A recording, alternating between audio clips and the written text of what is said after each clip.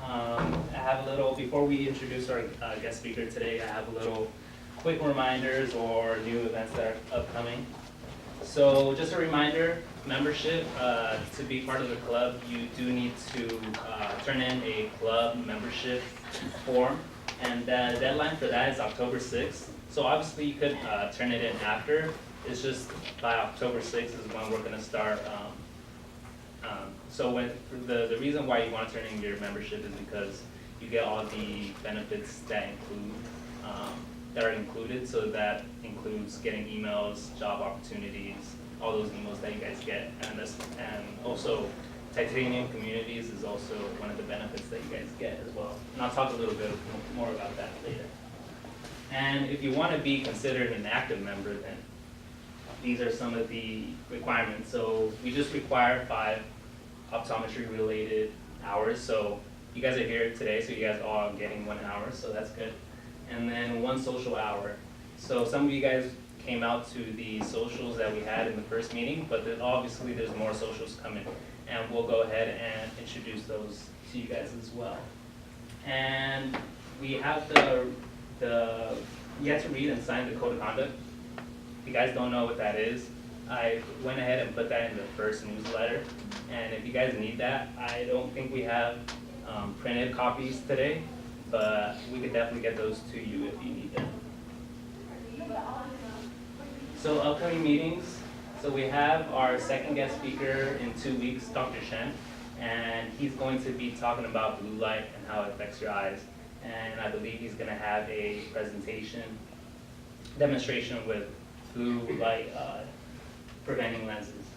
And October 18th, on Wednesday, we have Berkley School of Optometry coming, and we're going to have a school rep come and just talk about the program, how to be a competitive advocate, all that good stuff.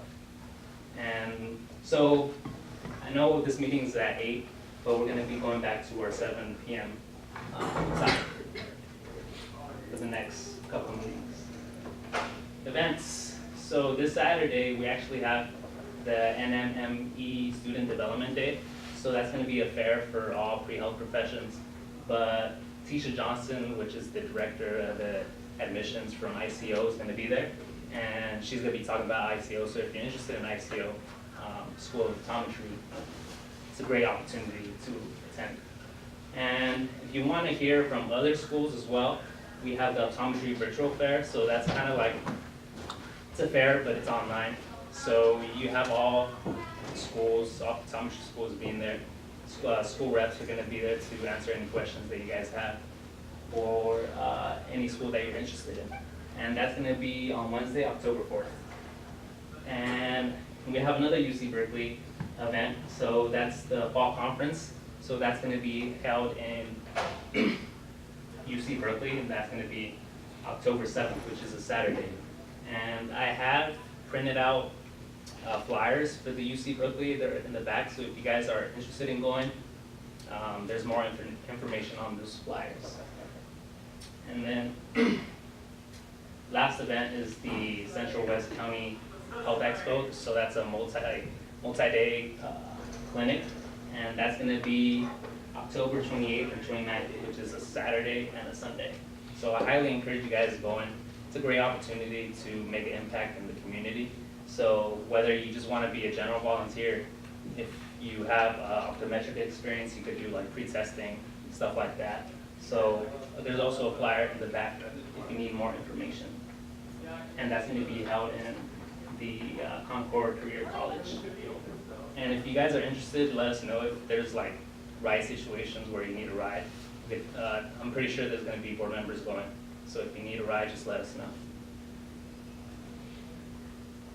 And so there's a little bit of a change with our next social. I know in the email, and if you're here last meeting, we said that there's going to be a private tour.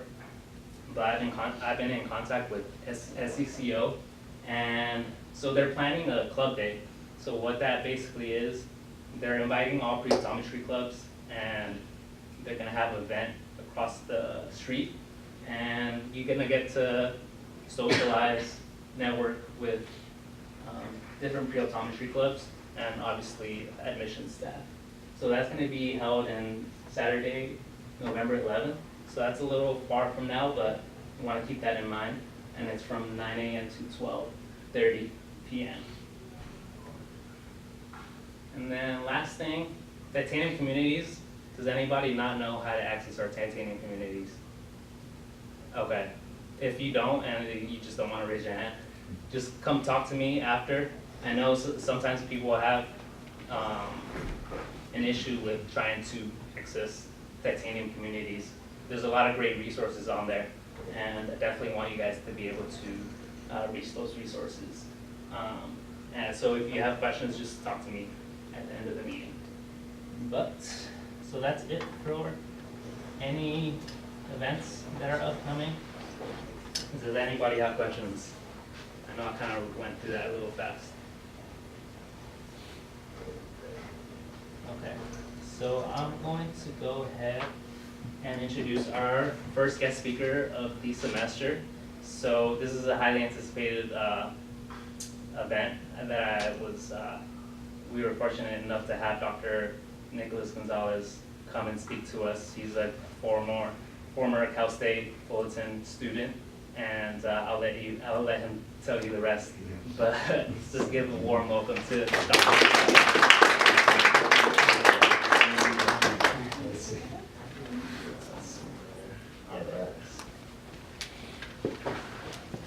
Do you just click it to switch it through? I'm assuming. I'll just use them. Okay.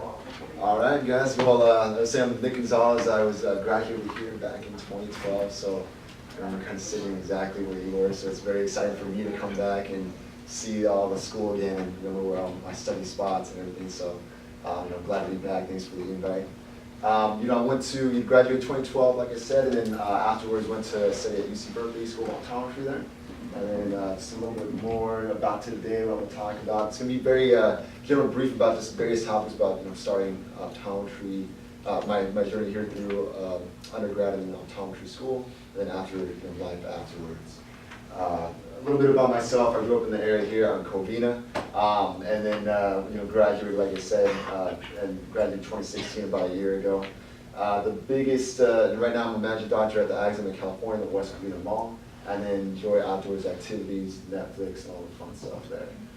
Today, one of the biggest things, you'll see lots of kind of funny pictures, random pictures. I just want to kind of get you guys open because I was exactly in your spot. I had lots of questions, wanted to know different things, so I'm an open book. Feel free to just ask me anything. If you're thinking, oh, I probably shouldn't ask that, it's kind of weird, maybe it's personal, you can go ahead and ask it. I'll be as honest as I can for you guys here. Let's see. All right, and then about you guys, who here, are you guys all optometry? There are people that are dental, medical, anything like that? It's all optometry mostly? Yeah, and then what year are you guys, or is there anyone fourth year right now? I know there's lots of you guys, right? Is anyone applying right now? All right, so you got one there, perfect, good luck, keep it up. And then is there someone that's, people that are kind of on the border, still kind of debating whether optometry? I know you were saying, yeah, all right. Well, perfect, well, that'll give you an idea of, who we're speaking with here. And then, what kind of inspired me to become an optometrist, just off of that, it's going to be more so the connections that I feel I get with each of the patients, and so what gets me up to work. Of course, you're managing a lot of eye disease, you're helping with glasses, helping people see, but it's more, you're also getting to interact with someone for that exam period. You're getting to know them, you're asking about their life, you're seeing what they like to do, and it's a good learning experience. It helps you learn about them and also yourself a little bit. So really for me, that's what makes me love optometry, is that I'm meeting new people all the time, and then hopefully you can see them year after year when they come back to you. Let's see here. All right, and then so my journey through CSUF, I don't know if Dr. Hosey still teaches, but 171, the starting point for everybody here. So that was that great break into science. The biggest, went through the motions, and again, as you guys already know, you guys are here, you guys are putting in the work. Just really start to plan early, go through your courses, plan out your courses for the 4 years, 5 years, however long you want it to take. So that way, when you're coming at the end, you're not surprised, like, oh, I needed this one or this prerequisite, and now I need to take next semester for it. So really plan early, take advantage of those health professions offers that they have. I don't know if they still have it or not, but definitely it helps out a lot. And it's going to be the biggest one that will help you out for you. Let's see. And then here, and then just, so I know a lot of people are always curious about, okay, what did you do to get into optometry school, what kind of extracurriculars, what kind of grades, things like that. Right now, it's kind of a list of just a general, the major points. We started off with those beach cleanups back in, 171, and you started making your way. So SHPA was, a great club that I loved. Spent 4 years there, 2 years as optometry chair. Also worked research in Dr. Johnson's microbiome lab. Is anyone doing research right now, or no? Yeah, and that's totally fine. One point that I do want to make out is I kind of went through and I did some work at the optometry center. I started a optometry club. I'm hoping this is kind of the same one I did a couple of years ago, but trying to get all the people that were interested in optometry together in one spot. And then we did some intramural basketball and various awards and scholarships there. But one thing I want to point out is I was kind of showing some of my friends this, that all doctors now. My list of things are like, whoa, I didn't do any of that. Like, what do you mean? This is crazy. Like, look at all this stuff you did. So keep in mind, it doesn't mean that, oh, I didn't do all this or wasn't, as involved. Doesn't mean that you're not going to get accepted or anything, but it's just something obviously makes you look a lot better if you kind of do as much as you can to stay involved scholastically in optometry and just in general there for you. The biggest one that I would recommend is Flying Samaritans, if they still have it here or anything like it. So essentially what you do is you go to another country, you provide medical care. It doesn't even have to be with optometry or optometry-based care, but just anything medically based is going to be the way to go. I highlighted it because I thought, kind of a lot of my, maybe research was the most impressive thing for a lot of the schools, but a lot of it wasn't even touched on. It was always a Flying Samaritan. So everyone that I interviewed with, everyone that ever saw my applications, everyone I talked to from the schools, they were always like, oh, you went to Mexico and provided care, and tell me about that. They were very excited, they were interested in that, so that's my number one kind of point. If you have the opportunity to do something like that, I definitely recommend doing it there. Yeah, and then when it comes to shadowing, so the very, there's different modalities. You want to try to get a different field. So there's retail, there's private practice, ophthalmology or medical-based optometry. So try to get your feel and kind of what feels best for you, whether it be even pediatrics, and see if that's something that you like to work in there for yourself. The biggest thing, one that helps out the most is when you're going to ask a doctor, kind of going into the office. I know for me it was very like, what can I do? It's very nerve-wracking. I'd recommend getting a nice folder, putting together a short little blurb about yourself, telling you why you're interested in optometry, what your goals are, why you want to come in and shadow them, and why that office in particular. And then just a little short resume if you have one. And just that way it looks a lot more professional than coming in and asking, hey, do you mind if I come in and kind of watch a couple exams with you? At least this is a lot more professional. This is some of my information. Take a look. I'd love for the opportunity. I'm interested in optometry. I want to see what I can do to move forward in that profession. So that's one big thing that really helped out a lot, most of the people that I know, to get shadowing experience there. And always come, dressed nicely, dressed the part, come ready with a list of questions, not only so you can fill any awkward silences, but also it shows that you're prepared and it shows enthusiasm there for you. And then always bring a notebook so you can take notes. Even if you're writing nothing, you're just scribbling, it looks good. I've had people saying like, okay, cool, they're learning something. I have no idea what they're writing, but it makes you feel good. So always bring a notebook there. And then when it comes to applying, so I know a lot of Hector's going through it right now. So a lot of you guys are in that process, so you have a much better idea than I do in terms of the specifics of the optometry that's going through. But for me in general, the biggest thing that helped out the most was the course saver. I had a Kaplan book and OAT Destroyer book. I went through about 10 pages of those. It just really wasn't doing it for me. But CourseSaver.com was the best one for me. It went through, does videos of all the important topics there, so you can take those nice notes. You have all those main points there for you. So it's essentially a guy that lectures to you, goes through all the topics, and does it in a nice, concise, really well thought out manner. And for me, that was my best mode of learning, was just watching that video, kind of listening to him, and then take my little short notes on it so I can just reference back to it easily. As opposed to looking to a big book, for me, wasn't really quite the way to go. And then, let me see. Another thing is going to be just the biggest one was just me applying. So sometimes it can be intimidating. For example, I know I was very like, oh, I'm going to apply at UC Berkeley. It's going to be kind of tough getting into. But it's really, you have to give yourself a chance to give it a shot. A lot of the schools, a lot of the top schools have less applicants because people don't apply. and that automatically gives you a greater chance of getting in just because there's less of a pool to select from. That's something to keep in mind. You always want to just throw yourself out there. If it's a school that you really want to go to, then definitely apply yourself and put your best foot forward and go for it. Let's see here. Yeah, and then when it comes to the interview process, so the biggest one, we have a great career center here. That career center does mock interviews, so they record you, they watch you as you're doing an interview with somebody else, they watch your mannerisms, how you're talking, if you're looking at them. They have a great list of questions that they give you at the end, so you can practice on your own. It really comes down to just recording yourself, practicing over and over again while you're answering those interview questions. They gave me a list of about 25, 30 questions, and most of those were asked in all the interviews I went to, so it really comes in handy. It's very useful so you're not surprised, and you're ready to go with an answer there for it. All right, and then regrets of undergrad. So, we're all here, and I was kind of very focused on getting done in 4. I had my whole plan laid out, taking all those fun multiple classes like you guys are doing right now. But if I had one chance to go back and, what I would go back and change is I would study abroad for a semester. I think that's something that it's a unique opportunity to do. It does slow you down. Obviously you couldn't do it, you can't graduate as quickly, but it's really one of the only opportunities to get to go to a foreign country and just kind of experience life somewhere else. Afterwards, after school, for me, I was like, oh, I'm just gonna work hard now, I'm gonna play later, I'm gonna have time to do that. But now you have all these loans, you have all this debt, now you have to work, that's a lot harder to take that time off and do it. So that for me, if someone's on the border, kind of, oh, should I do it, should I not do it, I'd say go for it. There's no one person in the world that I've ever spoken to that's ever said they'd be better studying abroad. So it's something that I've highly recommended. That's, for me, at least personally, my one regret of undergrad, of not studying abroad. The other thing is going to be taking out a lot of loans. So, I had loans up here in undergrad, and it was all just kind of nice, free, fake money to me, so I can go out, I can eat, I can get whatever I want. But now, paying that back, so it's real. So just keep that in mind, try to make a budget and keep it up there. Let's see. All right, and so we'll go, jumping into our council, and again, afterwards we'll have a big, question and answer sessions. Again, you guys can ask me anything you want. I know I'm kind of breezing through this really quickly there.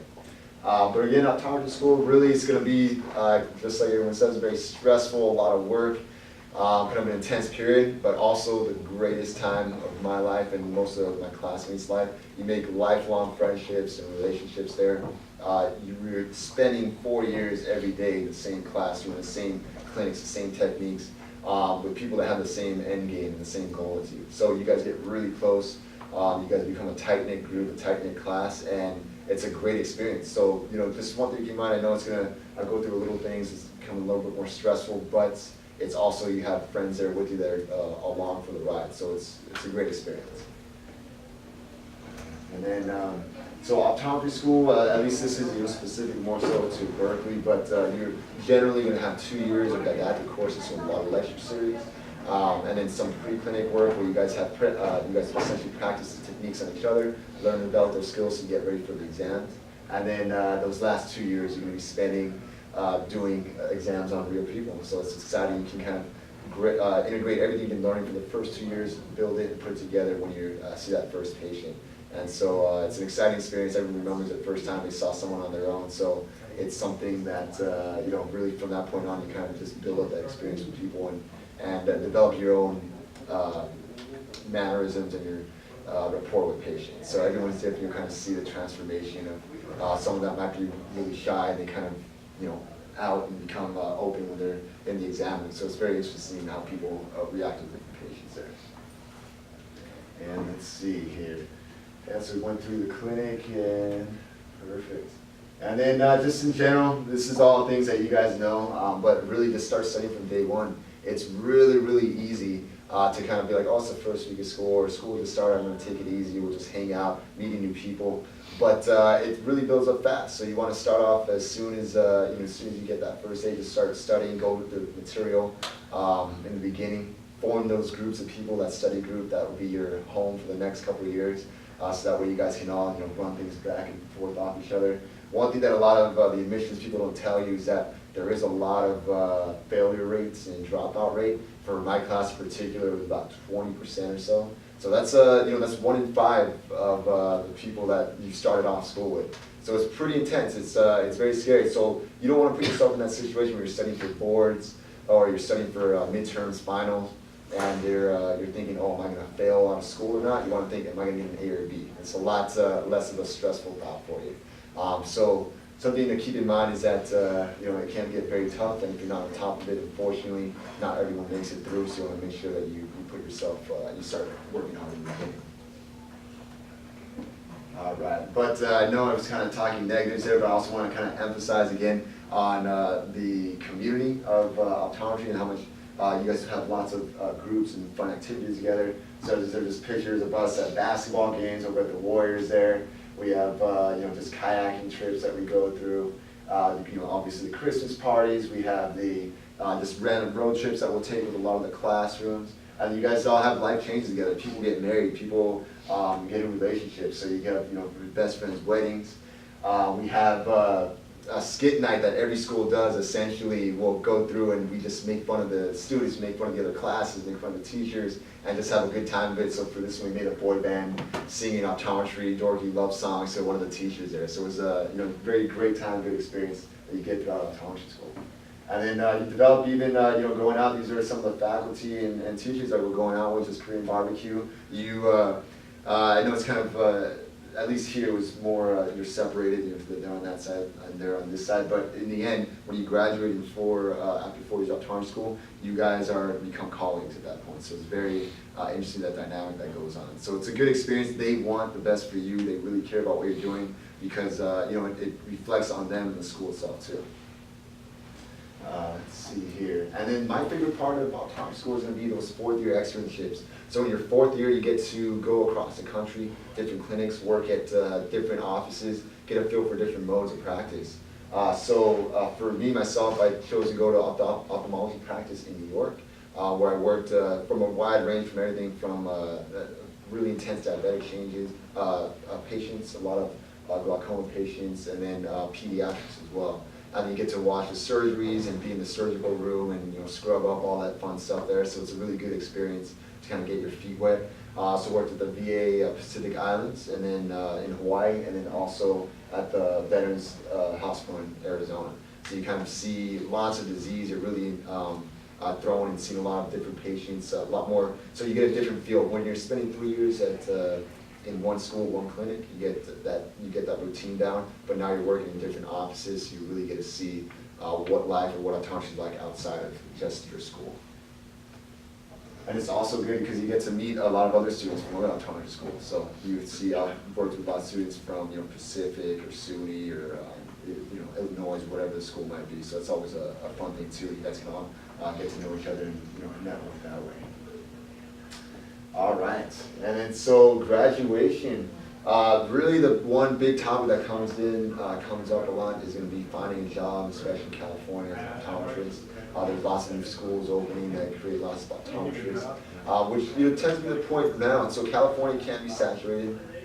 You still are definitely able to find a job. Some people that I know, I'd say about 20% of the graduating class for us has 2 or 3 jobs they put together to work the full 5 days a week, whereas everybody else was able to manage to find a full-time job. So that's something to keep in mind, especially in California, or Southern California, Northern California, all these big urban city areas.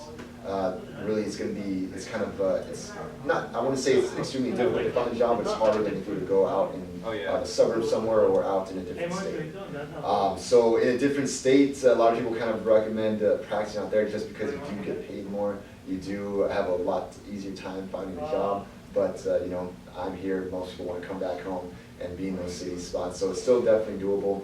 I wouldn't be discouraged at that point. I know that was one thing that coming out of optometry school, everyone was kind of freaking out about getting a job. It's not going to happen, there's no way, but most people I know that graduate, they find a job without any issue. And the people that I know that aren't working are because they just choose not to work and they're just traveling the world right now, so that's really nice, yeah. For 4th year, was there like a career fair where a lot of maybe doctors came to try trying to give you a job? So, no, I wouldn't say No, that. okay. Yeah, it's networking on your own, Okay. essentially. And then also, yeah, when you go on your externships, some people choose to go where they want to practice. So a lot of people want to do like the LA VAs or, you know, some of the clinics down in Southern California because that's where they wanted to come back to, or whatever state they wanted to go to. But really, it's going to be they have the biggest spots you can find jobs and essentially be on the Berkley website and the SCCO website, where they kind of really find they have a good job list in there for you that you can go and network with others. But throughout the years, another good point is that there's lots of conferences, optometry conferences, and events that show up, and also society meetings for example, there's a San Gabriel Society meeting of optometrists where you guys are welcome to come and kind of network, and they're finding jobs that way too. Let's see here. Yeah, and then just kind of going back to the different career types. Of course, there's the private practice, which a lot of you guys are aware of there. Then there's also the retail optometry, so the lens crafters, and all of that there, which is more focused on, right, a lot of people say they're only focused on selling glasses, which I'd say isn't the case. There's a lot of disease management, especially now, that is transitioning to a sublease model, which eventually gives the doctor more power and gives them more ability to do all the disease and take all the full care that they want there with the patients. And then of course you can, lots of optometrists work with ophthalmologists as well, where they do, you know, they'll do a lot of post-ops, pre-ops, manage glaucoma, diabetes, all the things that we learn in school. Because typically the equipment that you need to manage these patients are very expensive, and ophthalmology offices tend to have them more readily available to them. And let's see, and then that's pretty much you know, most of it. But with this one here, I just wanted to kind of go through on a daily basis. You know, a lot of times, at least when I kind of came into optometry school, I was thinking, okay, we're just going to do my 1s and 2s. I'm going to get you know, get them seeing glasses, make them happy, see clear, you know, call it a day. But it's really, really, really about the disease inside the back of the eye, and also the health, the overall health of the patients. So you can see, you know, diagnosed plenty of times diabetes inside the eyes, helping you know, the patients. You know, you can be the first responder there, which I know is a common example that a lot of people hear about. I've caught tumors inside the back of the eye. So this is a tumor that I saw that's metastasized from the breast, and so I'm essentially that first one that caught it, so to get that those scans done for it. So you can save someone's life by looking inside the eye. There's lots of different conditions that affect the optic nerve there. So I've seen a couple of aneurysms and brain tumors as well, that you can see that they would have not known about unless they got their eyes checked. So you really never know until you take a look at it there. Let me see here.